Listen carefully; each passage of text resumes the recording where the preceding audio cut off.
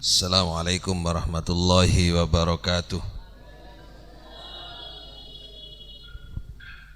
Alhamdulillahirabbil alamin. Hamdan li rabbinal azimil jalil.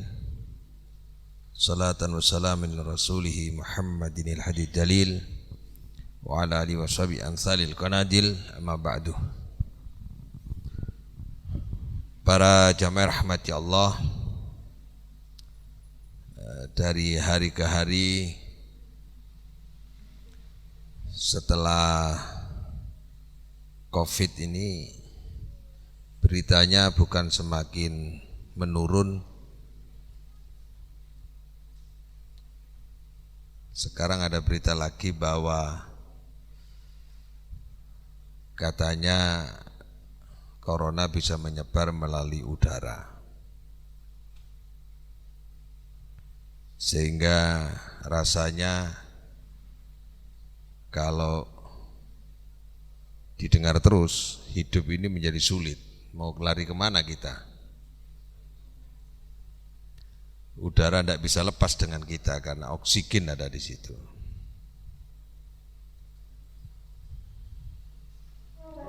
Semua dihadapkan kepada ketakutan atas sebuah kematian, atas wabah.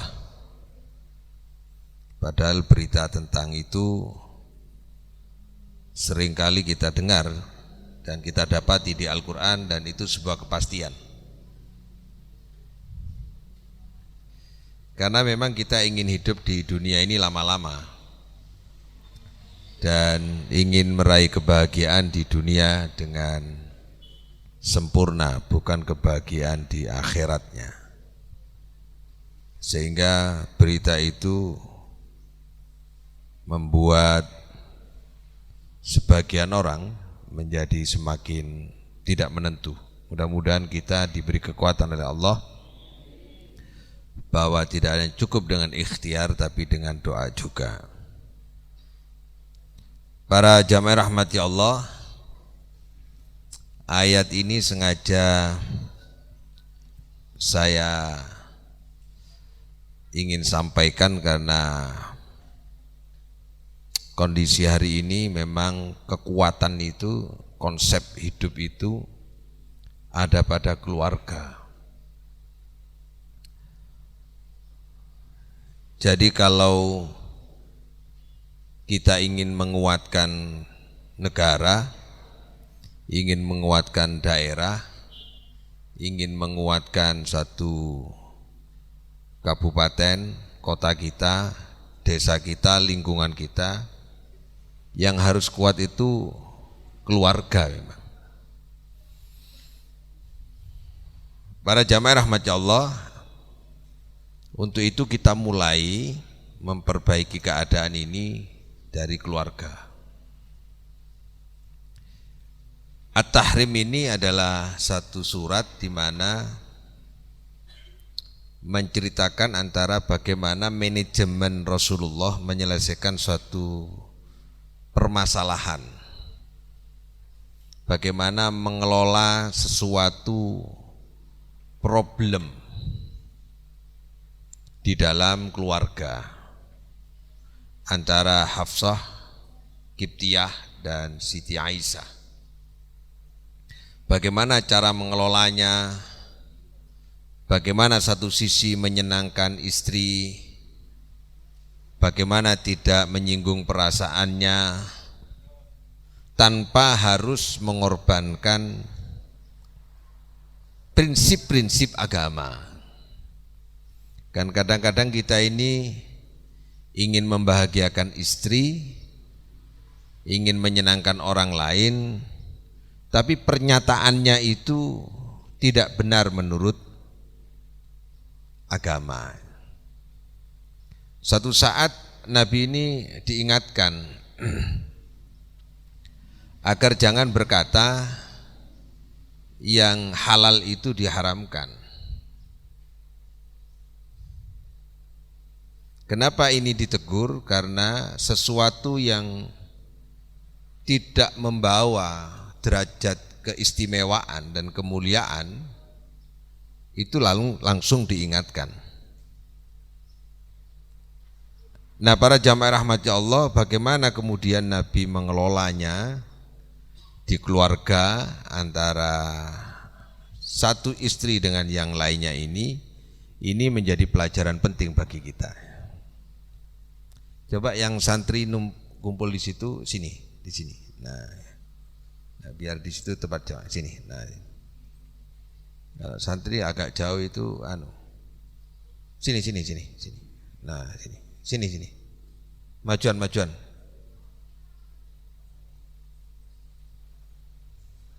Yang lain mana? Gitu. Jadi misalnya begini ya Bu, misalnya ini. Ada orang mengecam dan menghina, bahkan menyudutkan orang menikah lagi. Itu enggak boleh. Karena di dalam agama nikah lagi itu boleh, sah, halal. Jangan dicela dan jangan dijadikan ukuran bahwa orang itu enggak baik. Hanya karena ingin menyenangkan hati seorang istri atau ibu menyenangkan dirinya, lalu kalau melihat orang lain menikah lagi itu menganggap bahwa orang itu hina. Awas, itu enggak boleh. Karena itu memang diatur oleh Allah Subhanahu wa taala. Tapi yang suami juga begitu. Jangan hanya karena ingin menambah saluran syahwatnya kemudian berlindung ini sunnah. Ini sunnah ini. Nah, ini tidak boleh menambah-nambah, mempropaganda seolah-olah bahwa kalau menikah dua itu adalah sunnah Nabi Muhammad SAW yang perlu kita contoh. Gitu. Ayat itu ayat khusus, tidak bersifat umum. Itu ayat bagi orang yang memang tidak lagi bisa menahan dirinya kecuali apabila menikah lagi dan dia punya kemampuan untuk berbuat adil. Jadi untuk bagi yang laki-laki jangan menganggap ini adalah alasan untuk membolehkannya saluran-saluran itu sehingga mengorbankan keluarga. Jadi sama. Jadi agama jangan dibuat alat persembunyian maksud dan tujuan yang sebenarnya kurang benar. Itu kan banyak, kalau sudah ada ustadz nikah dua, ibu tiba-tiba enggak seneng, moh aku bojone loro, enggak boleh. Enggak boleh. Karena nikah dua itu tidak hina. Tidak. Kenapa tidak hinakan orang yang zina, yang selingkuh malah? Kenapa justru menghinakan orang yang menikah, yang halal, yang sah? Misalnya seperti itulah kira-kira. Nah, dari sinilah akhirnya kemudian kita tidak boleh hanya karena ingin menyenangkan orang lain, lalu prinsip agama ini disembunyikan dari kebenaran yang sesungguhnya. Jangan sudah nanti tersinggung. Harus diingatkan. Harus diingatkan. Dan kalau menurut Aisyah Dahlan lain lagi. Ini menurut Aisyah Dahlan, seorang ahli mengatakan memang ternyata luar biasa Islam ini. Jadi wajar orang itu nikah dua, itu wajar. Karena ketika istri itu usia menopause, dia sudah bisa melayani suaminya. Dan suami tidak berhenti produksinya itu. Hormonnya tidak berhenti. Sementara istri sudah berhenti. Maka ruang itu dikasih kesempatan untuk nikah lagi. Dan istri harus bisa rela apabila suaminya nikah lagi. Itu manajemennya susah itu. Kayak istri saya ini kan sudah menopause. Nah ini tak buat contoh aja. Sehingga apabila saya nikah lagi itu punya ruang saya sebenarnya. Jangan tepuk tangan, jangan tepuk tangan. Tapi kemudian pertimbangannya lain. Walaupun itu longgar dan boleh, pertimbangannya ada. Ini membawa kebaikan apa tidak?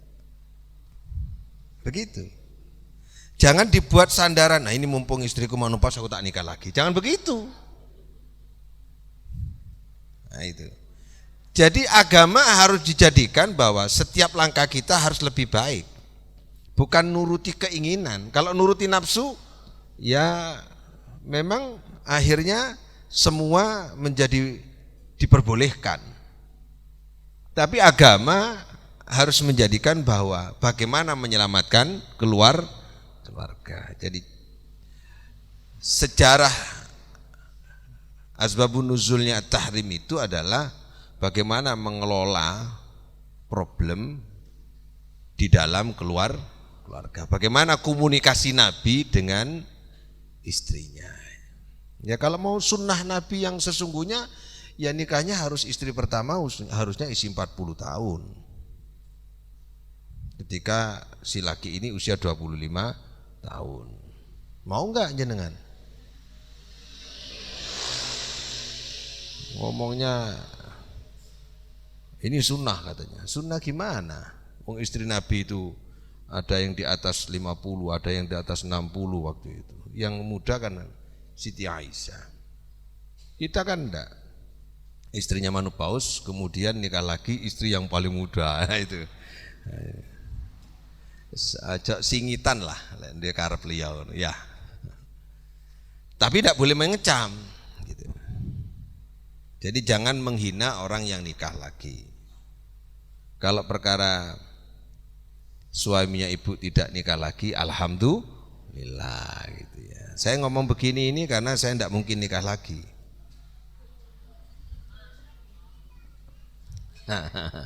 Jangan khawatir, Uminya dengar soalnya. Ya ayyuhalladzina amanu. A'udzubillahi minasyaitonirrajim. Ya ayyuhalladzina amanu. Yang dipanggil orang yang beriman setelah Nabi jadi contoh teladan bagaimana memanage problem keluarga, kemudian contoh itu cara penyelesaian di keluarga itu kemudian diserukan kepada orang-orang yang beriman. Orang-orang yang beriman. Agak keras. Orang-orang yang beriman. Jadi orang yang beriman yang dikhususkan ini. Syarat untuk diperintah oleh Allah dalam kebaikan, ya, menerima kebaikan itu beriman dulu. Karena susah untuk menerima kebaikan tanpa iman. Semua rata-rata ya ayyuhalladzina amanu dulu. Ittaqullah wal tanzur nafsum ma qaddamat lighad. Perhatikan, analisa hidupmu yang lalu. Orang beriman, ya ayyuhalladzina amanu kutiba alaikumusiyam, amanu dulu. Ya ayyuhalladzina amanu ittaqullah, orang beriman diperintah lagi orang beriman itu.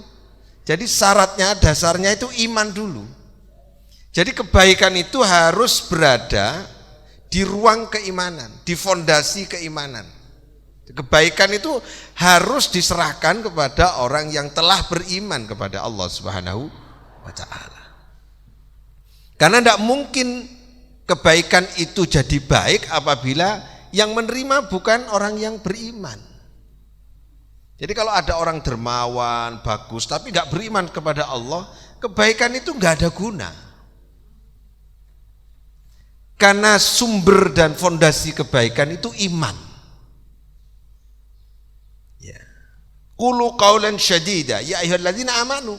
Ucapkanlah yang baik, orang yang beriman. Beriman terus. Wala tahinu wala tahzanu. Di belakangnya iman.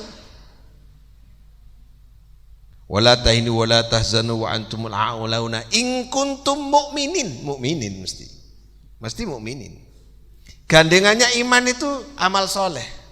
Wal asri innal insana lafi khusrin illal ladzina amanu amilus solihah.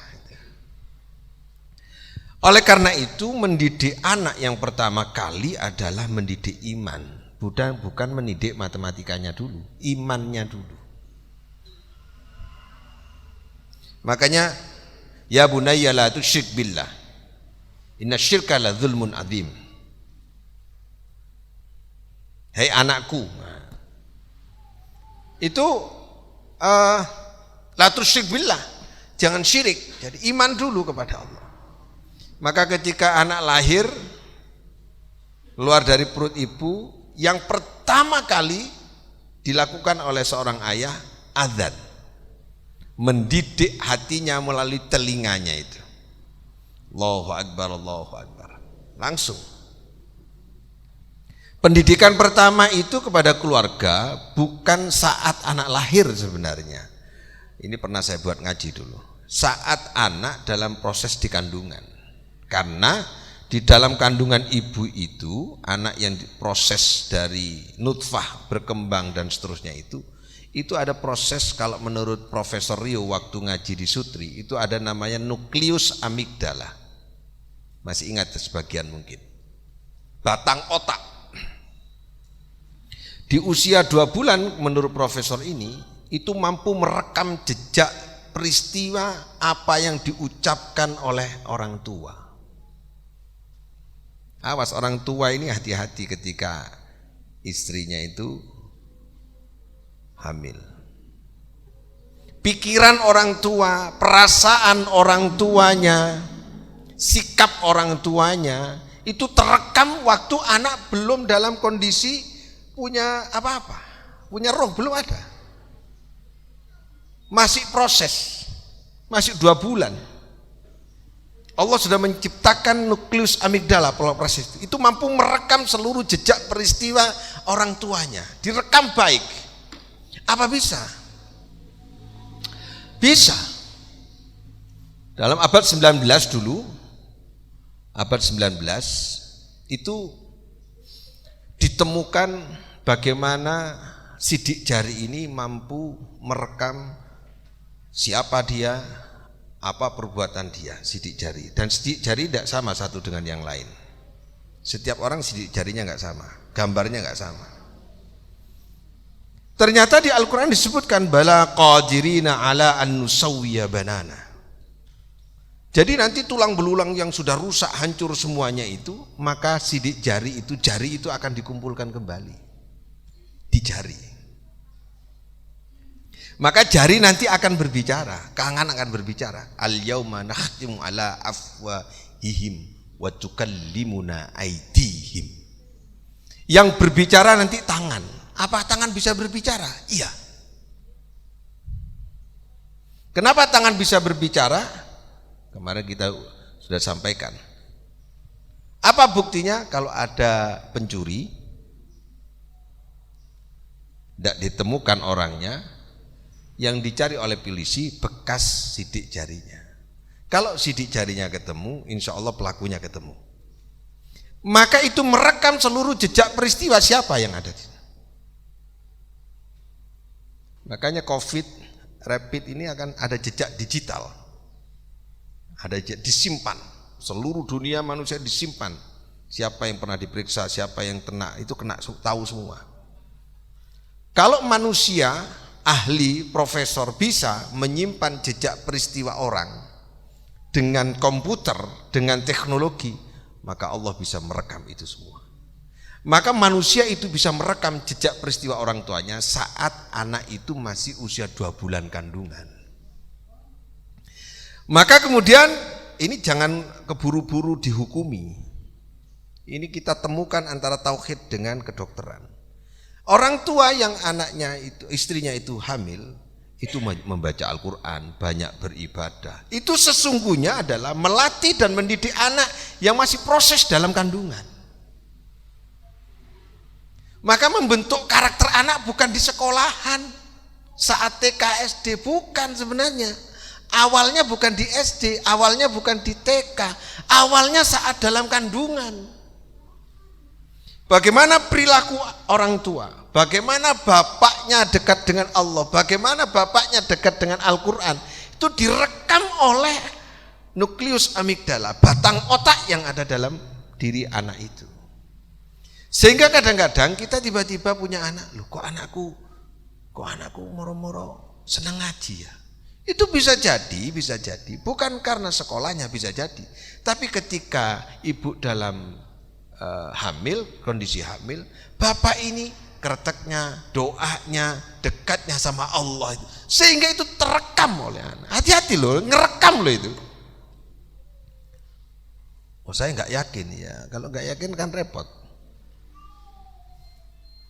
Wong jenengan di sini aja bisa terekam baik kok. Sekarang siapa yang berbuat apapun saja itu bisa keluar di YouTube, di Facebook, Instagram. Itu para jamaah rahmat. Jadi pendidikan pertama itu dimulai dari kandungan. Makanya hati-hati.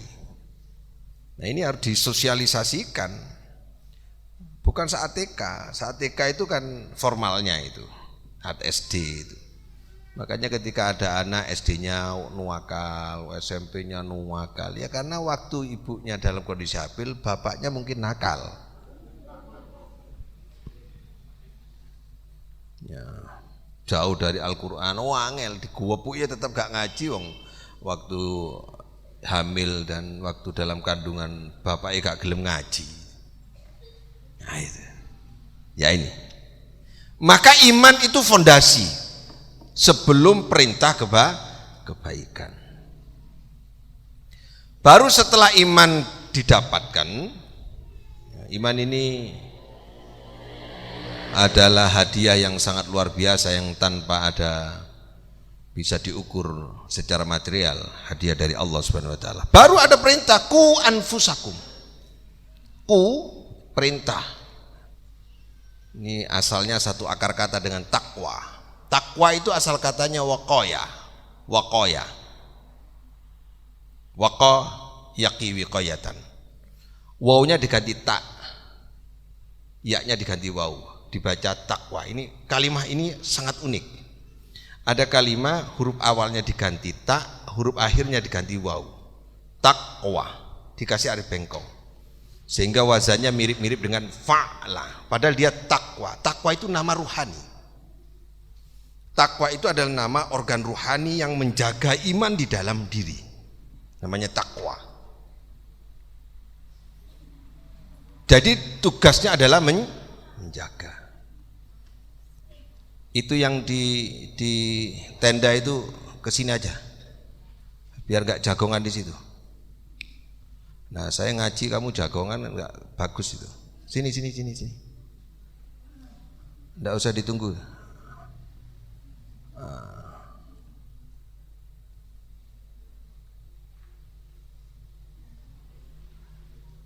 Semua masuk.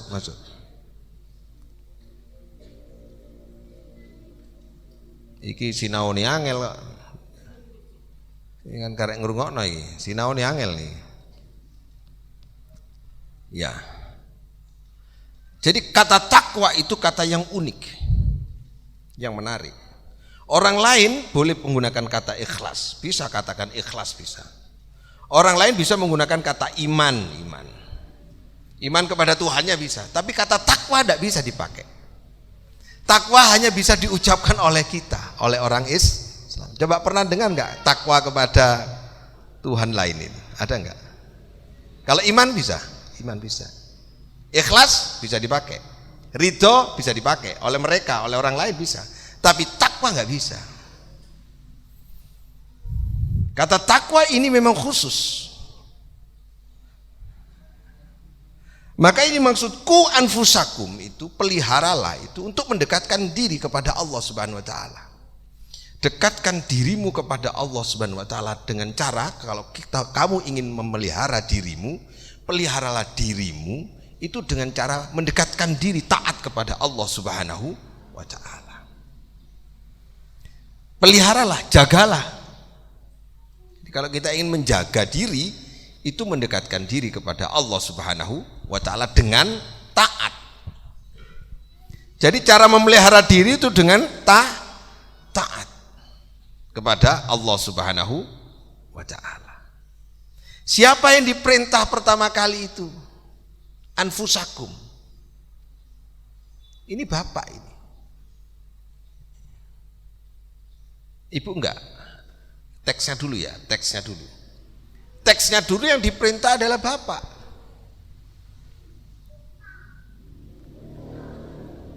Jagalah pelihara dirimu, baru ahlikum, baru istri, baru anak. Berarti perintah pertama yang harus melakukan pendidikan kepada keluarga, memelihara hubungan diri kepada Allah Subhanahu wa taala adalah bapak. Maka kalau ditarik kepada pendidikan yang tadi, ketika ibu dalam keadaan hamil, maka bapak harus menjadi guru bagi anaknya yang ada dalam kandungan. Sikapnya, perilakunya dibentuk betul untuk membentuk anak. Jadi untuk membentuk anak itu caranya adalah membentuk diri. Jadi anak jangan dimarahi. Ini konsep Islam ini. Konsep Al-Quran ini. Anak bukan diajari, bukan didikte, bukan dikasih papan tulis lalu kemudian diajari dengan tausiah, dengan wasiat segala macam, bukan. Kita ini berbuat baik saja, mendidik dirinya kita ini, itu sebenarnya adalah mendidik anak. Makanya ada doa, Rabbi auzi'ni an ashkura ni'mataka allati an'amta alayya wa ala walidayya wa an amala sholihan tardahu wa aslih li fi dzurriyyati. Ya Allah, perbaikilah diriku ya Allah. Jadikan pribadiku pribadi yang baik ya Allah. Ini demi anakku, begitu. Luar biasa enggak Al-Qur'an itu? Jadi kalau ingin mendidik anak, yang harus kita lakukan adalah memperbaiki perilaku bapak ini dulu. Bapaknya ojo blotetan dulu, ibu nanti yang kedua, jangan khawatir. Jadi bapak itu harus membentuk pribadi. Bagaimana hubungannya dengan Allah? Bagaimana menjaga sholatnya? Bagaimana menjaga ibadah? Jadi bapak membentuk karakter. Jadi kalau ingin membentuk karakter anak, yang dibentuk siapa? Kita dulu. Jangan gaya Pak Dewi, anakku gudung ini loh, sampean gitu. Nah, gitu ya. Ya. Makanya saya bilang sama santri-santri saya ini, kamu itu anak hebat. Kenapa? Karena punya bapak hebat. Bapakmu hebat. Kenapa bapakmu kok hebat? Bapakmu menempatkan kamu di pondok. Saat anak yang lain itu di luar, saat kondisi tidak masuk sekolah, dia bermain, senang-senang. Bapakmu menempatkan kamu di pondok untuk ngaji tiap hari. Coba ngaji mulai subuh tadi kemarin itu sampai jam 10. Habis zuhur ngaji lagi. Habis asar ngaji lagi. Habis maghrib ngaji lagi. Dan anak itu tidak bosan. Ini yang hebat siapa? Bapaknya. Saya bilang sama santri, yang hebat bukan Abi, tapi bapakmu yang hebat. Wong dalam kondisi kayak gini, zaman kayak gini, kok anaknya disuruh ngaji terus? Itu yang hebat siapa? Bapaknya. Nah, bapak yang berhasil adalah bapak yang membentuk pribadinya. Pribadi siapa? Pribadi bapaknya. Membentuk dirinya sendiri. Karena kalau bapak itu membentuk kepribadiannya sendiri, maka anak nanti akan terbentuk pribadinya gitu. Urutan konsepnya dalam Al-Quran itu yang dibentuk bukan anaknya dulu, bukan istrinya dulu, tapi bapaknya dulu. Istri saya itu medit katanya suaminya. Gak sumenang wong. Ya kan sampean gak kayak contoh. Jadi jangan nyalakan istri dulu, yang disalahkan harus bapaknya dulu. Sampean ngajari enggak sama istrinya? Baik enggak sama istrinya? Jadi kalau ingin jadi contoh bagi istrinya, yang harus dibentuk adalah pribadi bapaknya dulu. Nggih, bapak-bapak nggih. Ojo gampang nyalana wong wedok. Itu berarti kalau ada orang perempuan enggak benar, yang salah adalah kegagalan suami menjadi teladan. Tak ulang ibu, kegagalan suami menjadi teladan. Jelas perintahnya, ku anfusakum. Baru kedua ahlikum. Pelihara dirimu dengan jalan taat kepada Allah Subhanahu wa taala. Iman, amal soleh, nanti kamu akan jadi contoh teladan.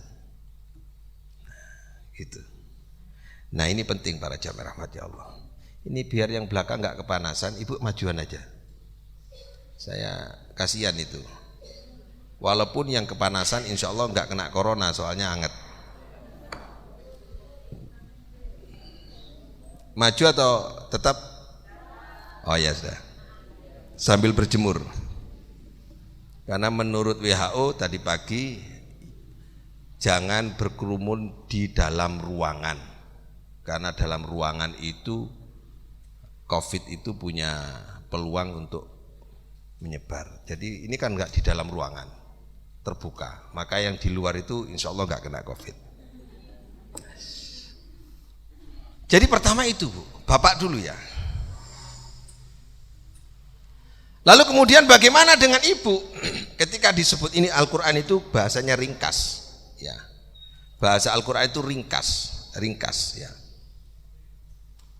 Ringkasnya itu kalau menyebut laki-laki sebenarnya juga untuk perempuan juga, ya. Gitu. Ibu juga sama. Karena kalau ibunya baik, insya Allah anaknya baik. Bagaimana Nabi Musa diasuh oleh Fir'aun, tapi ibunya siapa? Siti Asia. Bagaimana beliau? Bahwa ibu yang istri yang salihah akan melahirkan anak yang luar biasa. Kenapa istrinya kok salihah? Karena bapaknya soleh. Jadi kerjasama berarti bapak dan ibu ini harus kerja sama. Kalau begitu, kalau ingin anaknya baik, bapak dan ibu jangan sering bertengkar. Kalau bisa di rumah tangga itu jangan ada pertengkaran, tidak boleh. Saya tidak setuju bahasa ini. Biasa bumbu di rumah tangga, tukaran itu wis biasa, tidak boleh. Alhamdulillah saya 27 tahun tidak pernah tengkar itu. Engkel-engkelan, uring-uringan, tidak pernah saya. Saya tidak mau memang. Saya tidak suka bertengkar dengan istri, tidak suka. Jadi harus tidak suka, jangan disukai pertengkaran itu. Anak saya insya Allah nggak pernah tahu saya bertengkar sama istri saya, karena memang nggak pernah bertengkar. Saya tidak mau, walaupun saya keras sebenarnya, saya tidak mau. Ya sudah, itu amanah. Jaga aja, selesai. Salah diingatkan, selesai gitu aja. Jangan bertengkar, apalagi sampai keluar 2 hari 3 hari gak pulang, apa itu? Jenengan gak seneng misalnya Pak ya sama istri, lu itu lo ibunya anak-anak, ibunya anak jenengan dia. Sampean marahi wong itu ibunya anak. Kalau jenengan cinta sama anak, harus cinta sama ibunya. Kenapa anak banyak yang gagal, karakternya gak terbentuk? Tidak baik, ya karena ibu waktu hamil dibikin perasaannya tidak nyaman terus sama bapaknya. Ibu yang guncang, ibu yang jiwanya labil saat hamil, maka anaknya karakternya nanti punya jiwa labil. Maka orang tua, bapak harus menjaga ibu saat hamil. Jangan dibikin guncang, bikin dia gembira, bikin dia kuat, insya Allah karakter anaknya kuat. Jadi menjaga ibu itu sangat penting. Lihat, guru TK banyak perempuan apa laki-laki? Guru SD? Sekarang perempuan semua, karena guru terbaik itu perempuan. Nah maka menjaga perasaan perempuan itu wajib hukumnya. Jangan disakiti perempuan itu, harus disayang. Makanya kenapa perempuan dari tulang rusuk sebelah kiri, biar dia didekap oleh tangan dan biar dekat dengan hati. Seandainya dia itu terbuat dari tulang kaki, diinjak sama laki-laki. Iya tak? Seandainya dia terbuat dari tulang kepala, ngelamak nang wong lanang. Jadi lah ana wong wedok kok ngelamak nang wong lanang, itu insya Allah terbuat dari tulang kepala itu.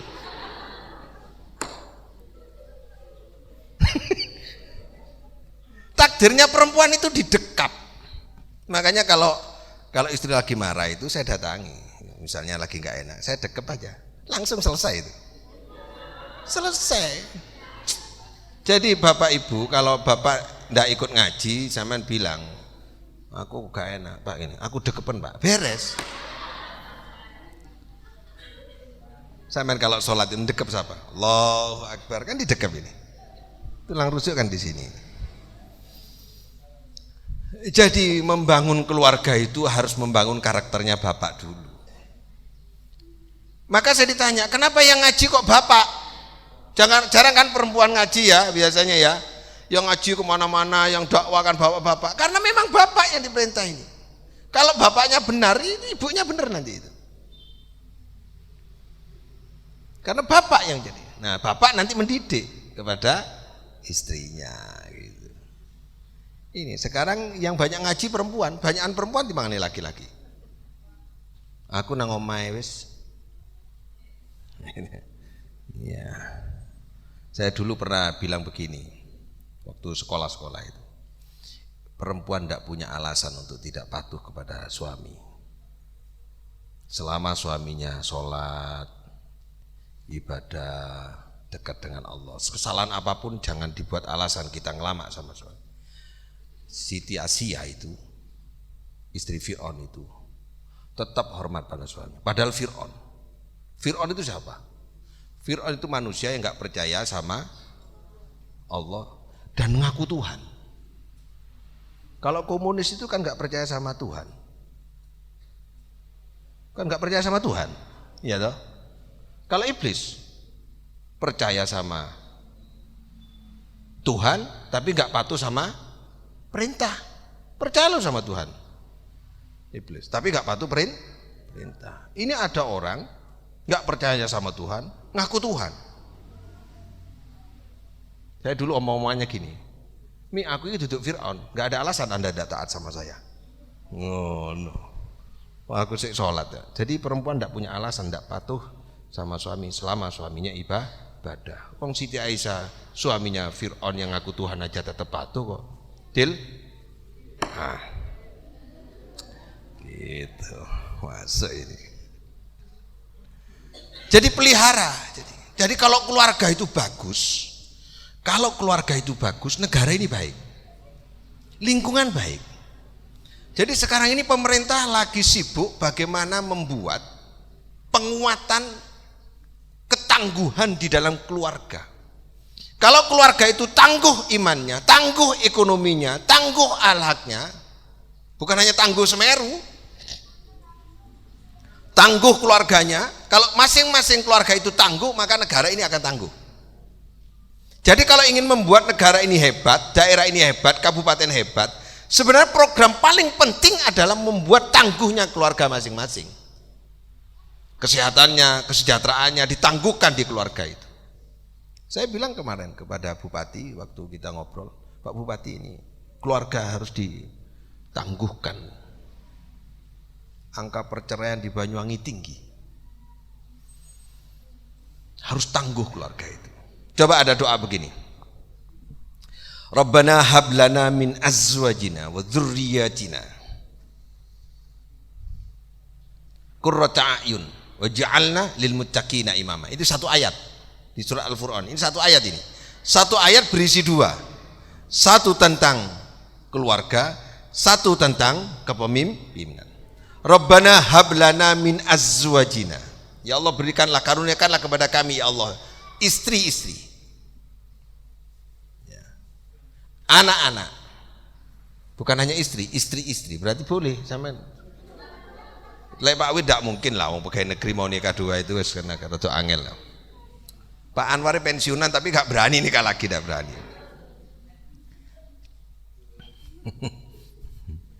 Jadi orang nikah lagi itu harus punya bondo siji nekat, nomor loro kendel. Kudu ono ini, kudu ono. Lek gak kendel gak isa. Ya. Kudu ono ngapus-ngapusi titik. Lah kurang apa-apa wis gara penyakit. Kalau ndak mampu begitu janganlah. Susah kalau enggak. Rabbana hablana min azwajina qurrata a'yun. Yang menyejukkan mata. Ya, menyejukkan. Sebagai penyejuk mata. Jadi perempuan itu harus menyejukkan di mata suaminya. punya anak yang menyejukkan mata, dilihat itu menyenangkan, maka perempuan itu tidak boleh alisnya tempuk ora oleh. Tahu alis tempuk? Ya dari suami alisnya tempuk. Makanya yang bujang-bujang yang masih santri jangan pilih perempuan yang suka menempukkan alis. Gak bagus. Gak sepet didelok itu. Nyumpek-nyumpeki. Sejuk melihat perempuan itu kalau menyejukkan, harus cantik menyejukkan itu. Dilihat menyenangkan, tidak menimbulkan syahwat tapi menyenangkan, menentramkan hati. Makanya ada penyakit namanya penyakit ain. Pernah dengar penyakit ain? Penyakit ain adalah penyakit yang disebabkan oleh pandangan yang kemudian dari pandangan itu membuat rusaknya hati. Kita melihat kekayaan, harta kan dipandang mata. Melihat jabatan, melihat orang hebat, melihat orang cantik, melihat orang punya posisi, kan dari mata. Dari mata terus ke wadah, otak turun ke hati, menjadi iri, dengki, hasud. Itu disebut ain. Karena penglihatan disebut penyakit ain. Maka kalau ini menyejukkan mata, makanya ketemu wong wedok ayu nggarai dosa, ketemu wong wedok elek yang nggarai dosa. Ketemu wong wedok ayu syahwat, ketemu wong elek nyeladu. Arek wedok kok pesek lho. Lah dosa wong gayane Allah. Ketemu wong ayu, duh, lek iki. Nah itu. Sayang ibuke gak ngolehi. Lah ngono iku. Jadi tetap nggarai dosa.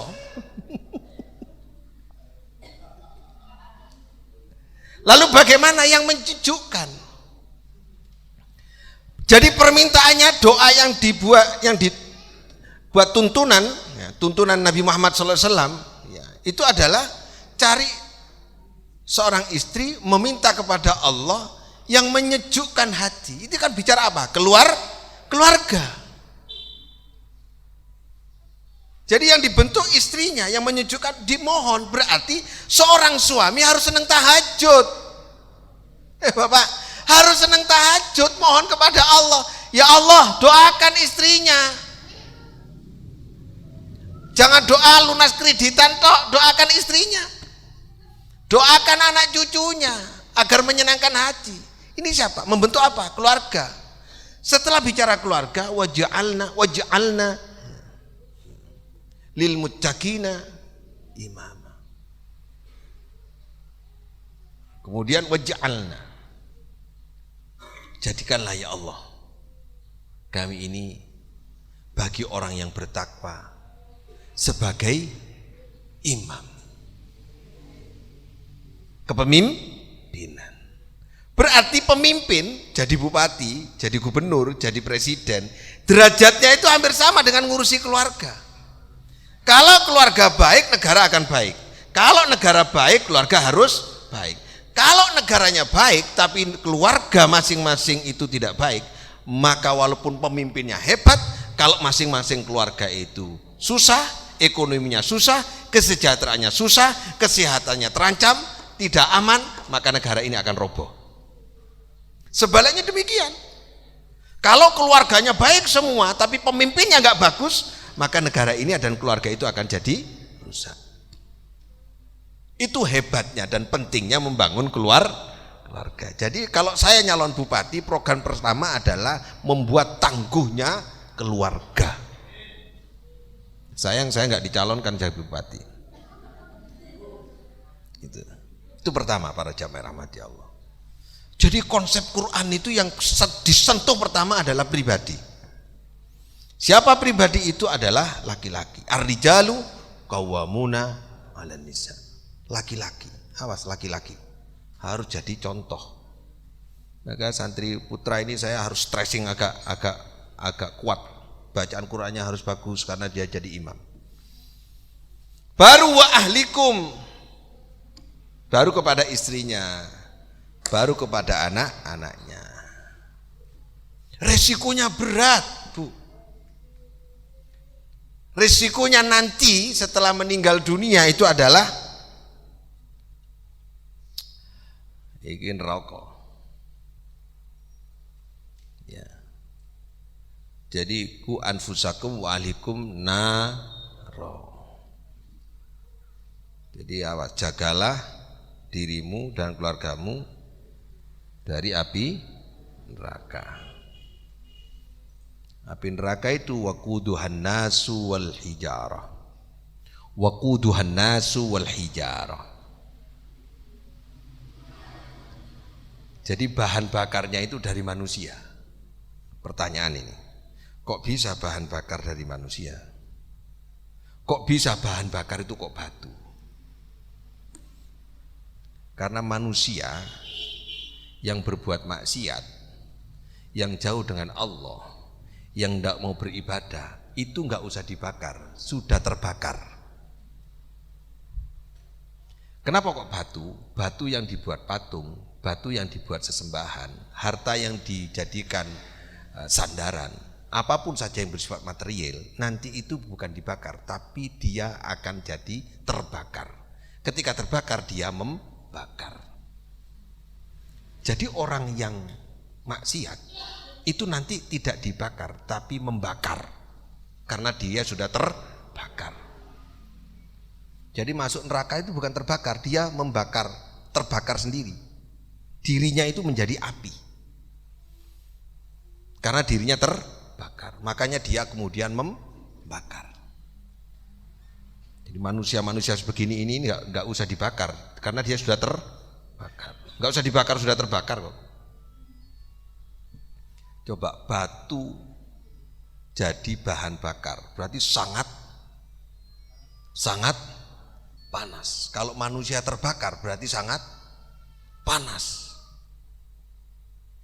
Tidak ada yang membakar dia, tiba-tiba terbakar.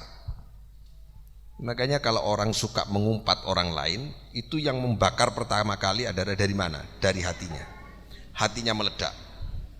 Kalau orang itu bakhil, medit, bincerek, ya, tidak sholat, itu yang meledak dulu otaknya. Masalakakum fi saqar? Qalu lam nakum minal musallin wa lam nakun nut'imul miskin. Kenapa kamu masuk neraka sakor? Ya karena aku dulu nggak sholat. Orang yang nggak sholat, yang medit, yang bakhil itu nanti meledak dulu otaknya. Nah, setelah itu baru membakar dirinya. Orang yang suka mengumpat orang lain, menjelek-jelekan orang lain, mencari salahnya orang lain itu nanti yang terbakar dulu apanya? Hatinya. Meledak dulu hatinya, baru dirinya terbakar. Ketika dirinya terbakar, baru dia membakar orang lain. Bagi keluarga yang tidak mendekatkan diri kepada Allah, bagi seorang ayah yang tidak mendidik mendekatkan diri kepada Allah, bagi seorang ibu yang tidak mendidik anaknya menjadi guru dia bagi anak-anaknya, maka nanti dia akan dibakar oleh manusia yang terbakar. Bahan bakarnya adalah batu. Kalau batu murup kira-kira panas napa mboten? Batu murup. Lek besi murup wajar. Ini watu ya. Watu murup ya. Watu dari api, berarti sangat panas. Ini para jamaah rahmati Allah. Mudah-mudahan ini sedikit ngancam-ngancam lah dikit. Biar kita ini merasa takut bahwa ada siksa Allah nanti. Hidup ini hanya sementara. Alaiha malaikatun ghiladun shidadun la ya'sunallaha ma amarahum wa yaf'aluna ma yu'marun. Nah, ini para jamaah. Di neraka itu ada 19 malaikat.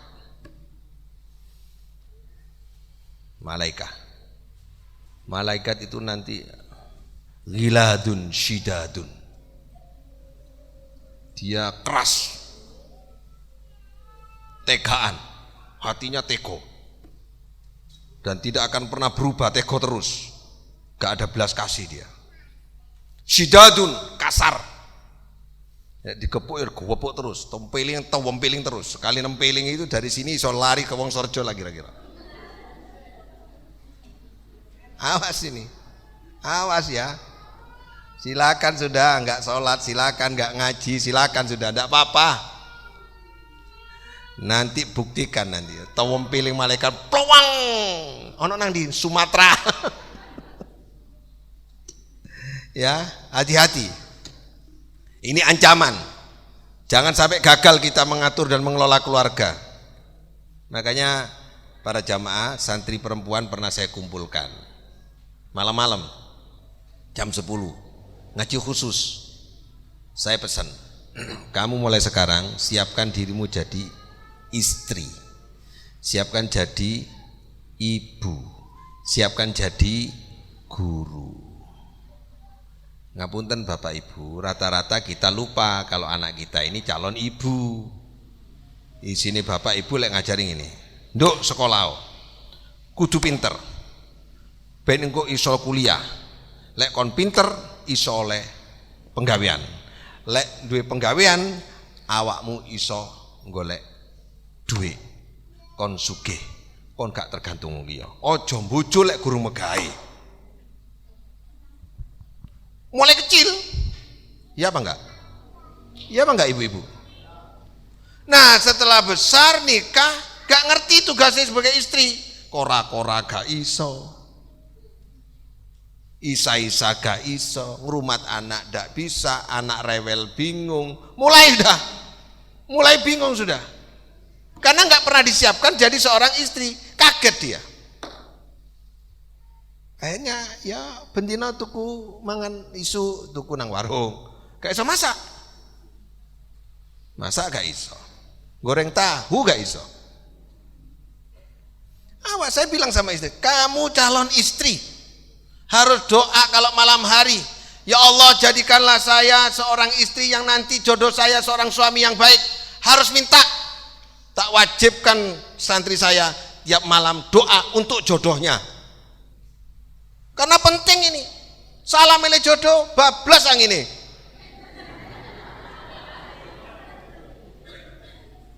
Kenapa kamu kok kena kasus narkoba? Salah milih konco, Pak. Kenapa kamu kok kena minum-minuman keras? Salah milih konco, Pak. Kamu musik cilik kok rokokan ya salah milih konco, Pak. Lo bojomu kok selingkuh ya salah milih bojo.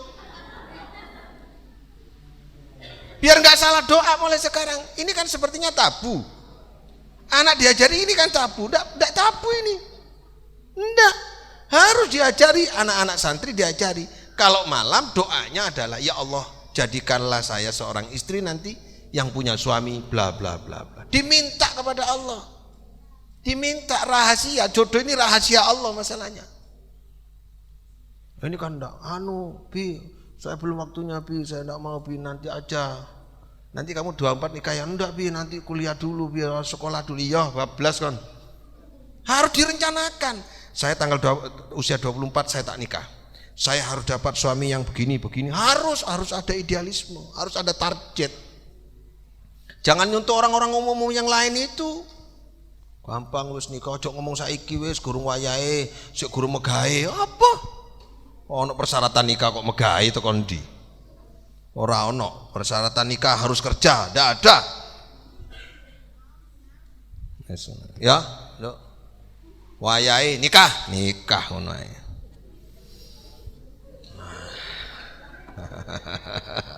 Lu memang membangun keluarga ini yang paling penting. Cuman wayahe itu maksudnya adalah imannya sudah kuat, ilmunya sudah ada, cukup usia nikah. Nah ketika ini dirintis mulai awal, ya ini tadi mulai kandungan ya Bu, kandungan, dididik rumah tangganya baik, bapak ibunya baik, anak biasa merekam jejak ibunya, gak pernah melihat ibunya di rumah itu bertengkar, gak tahu krungu bapak yang ngomong jancuk nang ibu gak tahu krungu ibu ngomong awakmu karpe, sing bapak kadang-kadang ngomong raimu. Gak becus kan iku. Kon podo mbek mbokmu. Ini kan ungkapan apa ini? Didengar oleh anaknya, menjadi pendidikan bagi anaknya, ini akan merusak keluarga yang akan datang. Hindari kata-kata yang jelek itu. Sepakat? Nah, setelah itu anak itu menjadi besar, siapkan dia menempuh bahtera rumah tangga. Sudah harus diajak bicara. Nduk, jodohmu sapa? Makanya kalau kuliah harus cari 2, ijazah dan ijab. Harus niatnya dua, sing kuliah-kuliah. Tidak boleh niat cari ijazah. Tidak boleh, harus lengkap. Cari ijazah dan cari jodoh. Harus. Ya. Ini tidak boleh tabu ini. Harus diungkapkan. Karena keluarga ini bentengnya negara. Saya punya karyawan staf itu suruh nikah susah, sekarang sudah umurnya 27 28, bingung dia karena mulai kecil nggak diajari ngomong keluarga, akhirnya terlambat. Yang terlambat berdiri. Saya kenalkan pertama, agak terlambat ya, Anang, Nang berdiri Nang, ini masih bujang. Nah ini usianya 27 terus udah terlambat. Jadi nanti siapa ibu yang punya anak perempuan ini, Sunan mana Sunan? Sunan mana? Nah ini usia berapa? 27, terlambat juga. Ada yang lebih terlambat lagi, Grace ini baru terlambat ini, baru lulusan Yaman, mondoknya di Lirboyo, usianya 30 lebih sekarang, iya kalau nggak salah. Gus Faiz kemudian hadir, tolong Gus berdiri Gus. Ayo Gus, sekali-kali Gus. Nah ini lulusan Yaman. Ayo berdoa, mudah-mudahan ada jamaah dan santri saya yang dapat dia. Ada lagi ganteng tapi suka PHP sama perempuan. Ari. Ayo lo berdiri, Gus Faiz saja berdiri. Lah, agak lama sih. Agak lama. Ngadep ke sini. Nah, ganteng toh? Gak berani nikah. Pokoknya ibu-ibu kalau ada anaknya cantik, solihah, cantik hatinya ya, mau ngaji, pinter masak, siap dari bunyai, Gus Faiz. Nah, cocok Gus. Nah, mantap Gus. Saya ini biro jodoh Gus pokoknya. Siapa lagi yang belum dikenalkan? Uyun. Nah, Yun, ngadek Yun. Nah, ini Uyun usia 24. Nah, calonnya ngadek santrinya Abi. Nah. Ayo ngadek.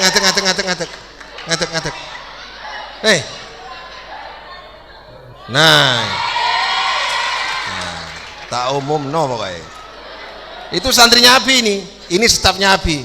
Wes kono lagi ngono.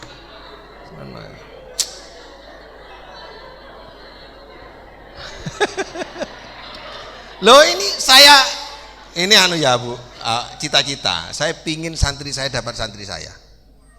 Kenapa? Karena yang didik saya satu orang didik, ilmunya sama. Insya Allah nanti kalau ilmunya sama, belajar tauhid sama, insya Allah nanti kalau ada apa-apa konsepnya sama. Setuju nggak? Makanya Mayang kemarin tak kenalkan sama santrinya Abi. Mana Yusril? Yusril mana? Berdiri. Nah ini Yusril. Tak kenalkan sama Mayang. Mayang mana? Mayang. Mana Mayang? Berdiri Mayang. Nah, berdiri. Nah, ya, duduk. Sip. Ya, gitu loh. Kalau orang baik suka ngaji harus dapat anak yang suka ngaji. Ini kan kelihatannya loh kok ngono lah. Ini memang harus dilatih dari sekarang. Ada lagi ustadz sekarang. Ustadz khotbahnya pinter, ceramahnya pinter, ngajinya bagus. Di depan saya sekarang ini. Nah, ini juga belum. Ayo yang merasa berdiri ini kok gak berdiri? Ayo. Nah, berdiri. Nah, ini ngajinya bagus, khutbahnya bagus. Ini waktu sekolah ranking 1 SD, SMP, SMA. Waktu kuliah di Unbra kumlot. Ngajinya bagus, nahwunya bagus, kitabnya bagus. Lo ini bibit unggul, terus mari ngono gak oleh arek wedok solehah. Wah. Tapi yang nomor 1 dari Yaman dulu baru Karena yang Yaman itu sudah waktunya itu. Kakean nuntut ilmu sampai lali lek dari waktu di bojo. Ada yang dilirik di sini cuman nggak hadir anaknya. Ya, ngomong keluarga ini jadi kayaknya guyonan, Pak. Gini ini kan kayaknya guyonan ya. Ini lebih baik daripada pacaran. Nggak boleh kalau pacaran. Saya bilang sama santri saya, awas nggak boleh pacaran. Jangan sentuh tanganmu dengan laki-laki yang bukan suamimu. Dan jangan sekali-kali suamimu menyentuh kamu padahal kamu bekas orang lain. Harus suci, harus bersih, tidak boleh tersentuh kecuali gitu ya, ingat-ingat itu. Gak boleh pacaran itu. Kalau orang Madura mulai kecil sudah dijodohkan. Iki calonmu besok. Oh, wong tuae melok jogo. Saya kan gak tren gitu. Anak saya jodohkan kok gak kenal. Wis kon mbek iki. Nggih Bu, ya wis. Ngono ae. Allahumma shalli ala Muhammad. Jadi agak tegang ini. Kenapa kalau bicara tentang keluarga kok tegang ya? Aziz saya dapatkan juga ada Aziz santri saya. Kamu berdiri, Aziz. Nah, ini di UGM, Bu. Jurusan bahasa Arab UGM. Nah, kemarin dia ke sini ada santrinya Abi dari Serono punya ponakan, saya bilang, "Kamu dapat ini aja." Ya, alhamdulillah, insyaallah lulus nanti langsung nikah sama dia. Sama-sama UGM, sama-sama UGM. Yang satu jurusan bahasa Arab, yang satu jurusan bahasa Jawa. Jadi nanti kalau ketemu yang satu berbahasa Arab, yang satu bahasa Jawa. Itu orang tuanya nggak tahu itu, orang tuanya hadir. Nah, orang tuanya nggak tahu, ya sudah, alhamdulillah. Namanya Ratna. Ya Ratna ya, calonnya ya. Nah. Itu santri saya nurut itu. Iya sudah Bi. Gak yoyo apa ngayu.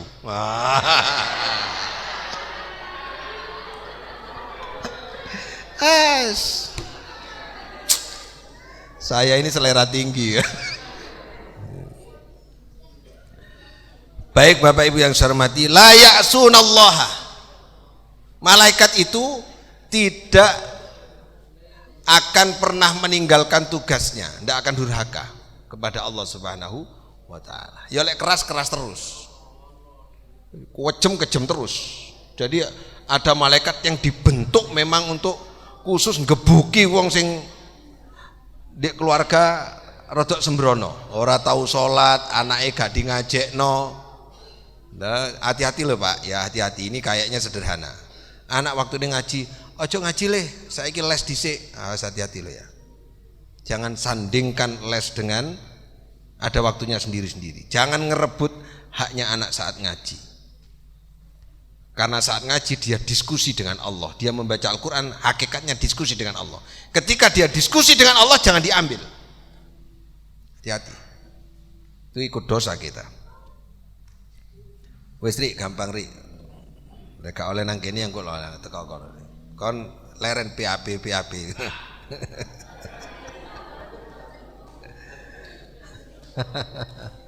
Jadi apa yang diperintahkan oleh Allah nggak pernah diingkari oleh malaikat itu.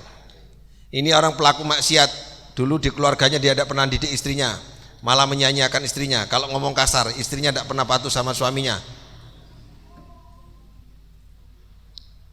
Itu hati-hati. Para jamaah rahmati Allah, itu pesan saya pada diri saya dan pada jamaah, kita harus bangun keluarga sejak dini dan anak harus dipersiapkan. Kalau ibu bapak menyiapkan anak untuk jadi seorang ilmuwan, untuk jadi seorang pegawai, untuk jadi apa cita-citanya tentara, untuk jadi cita-citanya polisi, bagus, tapi harus diingat, harus dididik begini. Kon dadio istri yang baik, kamu jadio suami yang baik, kamu jadio bapak yang baik. Apa cita-citamu? Jadi suami yang jadi imam dalam rumah tangganya. Gitu ya Bu ya. Nah, kayaknya jenengan setuju ini ibunya Mayang kayaknya. Mulai mau nguasi Yusril lah ya. Wah, Yusril. Iku salamu nyantri nang Abi yang ini iki, Sil. Tapi insya Allah kan manut nang Abi kan, Sil.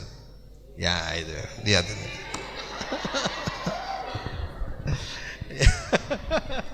Karek Pak Haji Mutadid tok iki. Saya kira demikian Bapak Ibu, mari kita bekali anak-anak kita dan kita sendiri. Ibu ngaji bukan untuk ibu, tapi ngaji untuk anak-anaknya. Ibu datang di Ahad pagi gini sekaligus ngajak anak, mungkin itu sebenarnya untuk anak-anak kita. Mohon maaf, saya akan sedikit aja 2 menit akan cerita tentang saya. Saya ini latar belakangnya enggak senasib, enggak sama mujurnya dengan Gus Faiz, itu enggak sama. Ini mujur Gus Faiz itu. Enggak sama dengan Yasir, enggak sama. Saya dulu sekolahnya SD, sekolahnya SMP, SMA kuliahnya jurusan teknik mesin. Saya kemarin cerita, bapak saya mulai dari awal saya lahir sudah berada. Ternyata semua itu saya lupa. Yang saya ingat itu ketika bapak saya nuntun saya ke musola, nitipkan saya ke guru ngaji. Itu pendidikan luar biasa, nuntun anak nang musola. Jangan dianggap ini bukan pendidikan. Nuntun anak ke pondok pesantren, nitipkan anak ke kiainya ke pondok pesantren, nitip anak ke masjid, itu luar biasa. Itu yang saya ingat, yang membuat saya sampai mau ngaji begini. Karena ingat kalau abah nuntun itu sambil bisik-bisik, kon kudu iso agama, kon kudu cedak be Allah. Ngudut gitu tok, Pak. Yang lain itu lupa. Mobil itu lupa, harta itu lupa. Wong SMP saya naik mobil sedan kok. Makanya banyak perempuan dulu kesem-sem sama saya. Ya, teman saya naik sepeda ontel, saya naik Corona waktu itu. Ternyata sekarang harta di rumah di Kalibaru nggak ada yang dipakai. Yang dipakai itu ketika bapak saya nuntun saya ke musola itu. Ingat saya, ingat terus itu aja yang diingat-ingat itu. Ketika diajak ke namanya Kiai Mesrai itu. Ini anak saya, Yai jenengan doakan. Yai Kiai Mesrai kemudian pegang dada saya gitu. Terus didoakan. Diambilkan air, dilulus mukanya. Itu yang diingat. Jadi jangan dianggap ibu ngajak anak ke musola itu bukan pendidikan. Terus ngajak anak masak bukan pendidikan. Itu pendidikan. Nyuruh nyapu itu pendidikan itu. Pendidikan orang tua itu nyapu, kora-kora. Loh itu kalau jadi istri itu pendidikan pentingnya.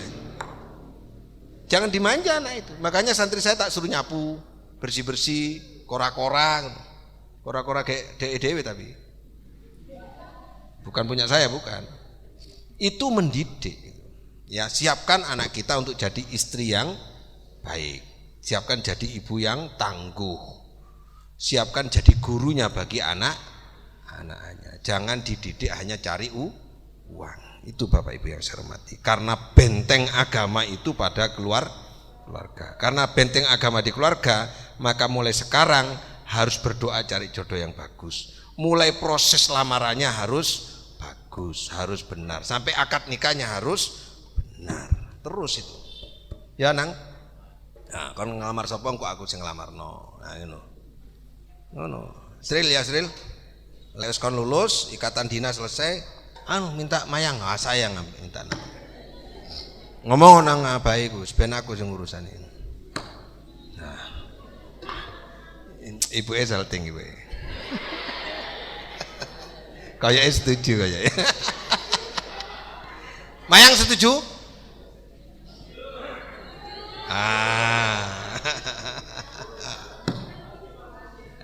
Ya apa ngaji kok ngene. Ya yang ditangkap harus isinya ya. Yun kapan Yun?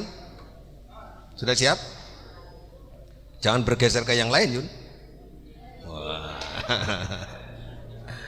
Kalau saya dulu tunangan 7 kali. Saya ini tunangan 7 kali. Setiap mau nikah tidak boleh sama abah guru. Tidak boleh. Mau nikah lagi tidak boleh lagi. Mau nikah lagi nggak boleh lagi. Sampai yang terakhir 2 kali itu, yang terakhir itu namanya khairul imanuna. Sudah tunangan tapi sama abah nggak boleh. Nah, kalau yang satunya Nurul itu dijodohkan oleh abah, calon istri saya dijodohkan ke teman saya yang minta saya. Saya manut sama guru dulu. Iya sudah Pak. Kon oleh iki. Nggih, Pun, Pak. Wah, iki lek pamit nang Abah terus sih gak nikah-nikah gua. Akhirnya gak pamitan aku langsung nikah. Kon engko lek atine nikah ojo pamit aku lek selain mayang ya. Moro-moro nikah. Saya kira demikian, mudah-mudahan ada manfaatnya. Mari kita jaga keluarga kita, kuatkan keluarga kita, jadikan suami yang baik, anak-anak kita mudah-mudahan jadi bapak, jadi suami, jadi guru dari keluarganya. Saya kira demikian, mudah-mudahan ada manfaatnya. Wallahul muwaffiq ila aqwamit thoriq. Assalamualaikum warahmatullahi wabarakatuh.